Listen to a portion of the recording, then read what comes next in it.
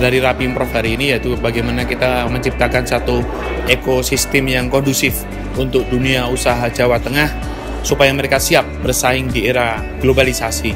Kita nomor satu adalah bagaimana kita mensinergikan mereka, mensolidkan mereka, sehingga Kadin seluruh Jawa Tengah ini menjadi sebuah potensi kekuatan ekonomi yang luar biasa.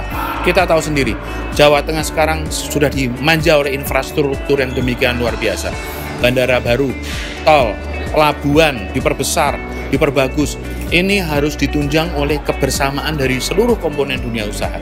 Dan kami dari keluarga besar Kadin di seluruh Jawa Tengah, kita solid bersinergi untuk bagaimana membuat program-program yang bukan hanya saja bermanfaat untuk dunia usaha, tapi juga bermanfaat untuk masyarakat luas.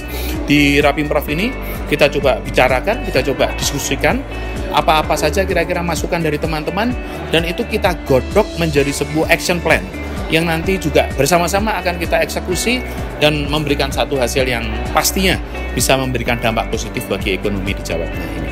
Alhamdulillah siang hari ini Rapimprov Kadin tahun 2019 berjalan dengan lancar.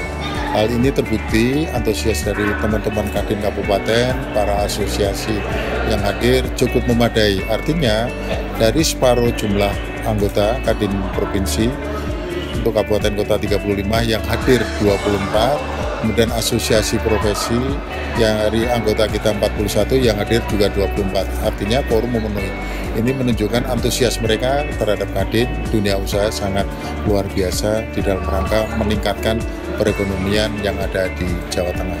Seiring dengan itu, maka Kadin Jawa Tengah dalam Rapimprov ini mengambil tema yaitu membangun ekosistem usaha Jawa Tengah yang memiliki daya saing global.